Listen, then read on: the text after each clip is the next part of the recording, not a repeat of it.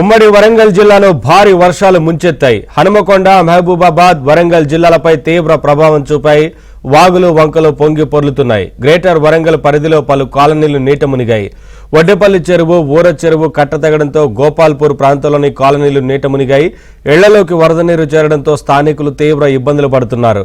రోడ్లపై వరద ప్రవాహంతో పలు ప్రాంతాల్లో రాకపోకలు నిలిచిపోయాయి.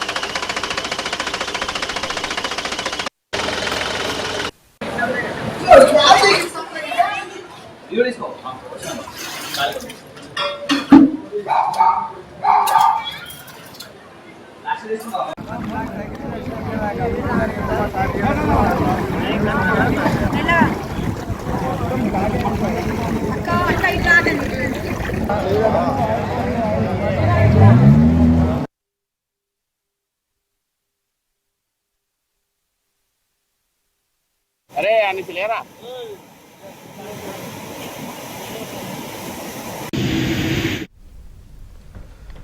ఉమ్మడి వరంగల్ జిల్లాలో భారీ వర్షాలు ముంచెత్తాయి. హనుమకొండ, మహబూబాబాద్, వరంగల్ జిల్లాలపై తీవ్ర ప్రభావం చూపాయి. వాగులు వంకలు పొంగి పొర్లుతున్నాయి. గ్రేటర్ వరంగల్ పరిధిలో పలు కాలనీలు నీట మునిగాయి.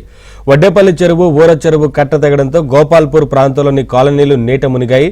ఇళ్లలోకి వరద నీరు చేరడంతో స్థానికులు తీవ్ర ఇబ్బందులు పడుతున్నారు. రోడ్లపై వరద ప్రవాహంతో పలు ప్రాంతాల్లో రాకపోకలు నిలిచిపోయాయి.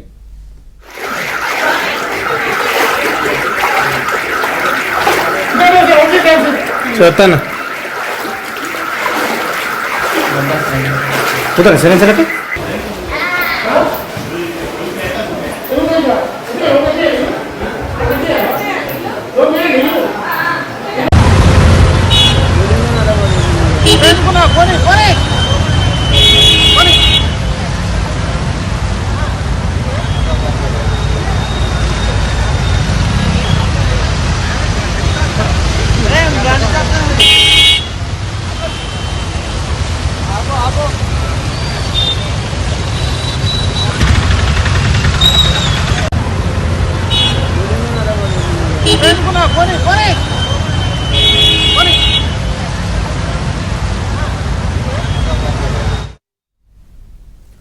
వరంగల్లో వరద ప్రభావంపై మరింత సమాచారం మా ప్రతినిధి నవీన్ అందిస్తారు.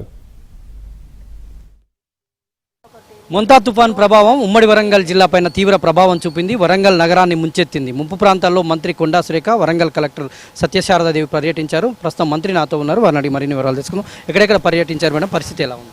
బిఆర్ నగర్, ఎన్ఎన్ఆర్ నగర్, మల్లు స్వరాజ్యం నగర్, ఈ మూడు కూడా పూర్తిగా ముంపునకు గురైనవి. వాటర్ ఇళ్లలోకి రావడము, దాదాపుగా అందులోంచి చాలామందిని, అంటే ఒక 9 షెల్టర్స్ పెట్టేసి 600 మందికి పైగా ఇప్పటికే మేము రెస్క్యూ చేసాము. ఇప్పటికీ కూడా ఎన్డీఆర్ఎఫ్ బృందాలు ఇంకా పనిలోనే ఉన్నాయి. ఇంకా కొంతమంది అందులో కాలనీలలో చిక్కుకుపోయి ఉన్నారు. కొంతమంది మిద్దె మీదకి ఎక్కి అక్కడ ఉన్నారు. కొంతమంది ఇంకా మేము ఇక్కడే ఉంటాము, వర్షం రాదు, మాకు భోజనాలు అవి పంపించండి అని అడుగుతున్నారు. అయినా కూడా బలవంతంగా వాళ్ళందరినీ కూడా షిఫ్ట్ చేస్తూ ఉన్నాము. ముఖ్యంగా మనకి పడవలు లేకపోవడం అనేది కొంచెం పెద్ద ప్రాబ్లము. ఇప్పుడు వాళ్ళకి కావాల్సిన ఫుడ్ ఫెసిలిటీస్ అవి డ్రోన్ సాయంతో వాటర్ కానీ ఫుడ్ కానీ మేము సప్లై చేస్తూ ఉన్నాము. అందరూ అధికారులు కూడా ఆన్ గ్రౌండే ఉన్నారు.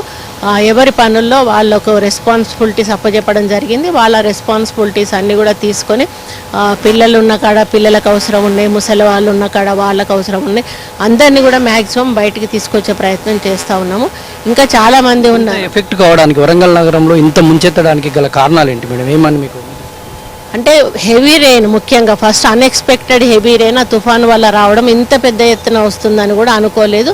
అది ఒకటి ముఖ్యంగా కారణం. ప్లస్ ఆ వడ్డేపల్లి చెరువు వాటర్ ఒకటి, భద్రకాళికి కూడా మనం అటుపక్క బండ్ క్లోజ్ చేయకపోవడం ఒకటి, ఈ కారణాలు కూడా. ప్లస్ ఇవన్నీ కూడా లోతట్టు ప్రాంతాల్లో ఎప్పుడు కూడా మామూలుగా వర్షం పడితే చిన్న వర్షానికైనా కూడా వాటర్ నిలబడుతుంది. ఈసారి ఈ బండ అవన్నీ ఉండడం వలన రెయిన్ ఎక్కువ రావడం వలన ఈ కొంచెం ఎక్కువ క్వాంటిటీ వాటర్ స్టోర్ అవ్వడం జరిగింది. ఇప్పటివరకు వీళ్ళంతా కూడా వాటర్ అంతా కూడా పోయేటువంటి అవకాశం ఎప్పటివరకు తేరుకునే 1-2 days పడుతుందండి. ఎట్లాగో రేపు సాయంత్రం వరకు పడుతుంది. ఒకవేళ వర్షం పడకపోతే మళ్ళీ వర్షం పడితే చెప్పలేం పరిస్థితి. ఎట్లా ప్రభుత్వ పరంగా బాధితులను ఏమైనా ఆదుకునేటువంటి ప్రయత్నం చేస్తున్నారు, పంట నష్టాన్ని ఏమైనా అంచనా వేస్తారు? జస్ట్ ఇప్పుడే మేము సీఎం గారితో కాన్ఫరెన్స్కి వచ్చామండి. వారి దృష్టికి ఏమేమి జరిగింది తీసుకుపోతాము, వారిని మేము రిక్వెస్ట్ చేస్తాము.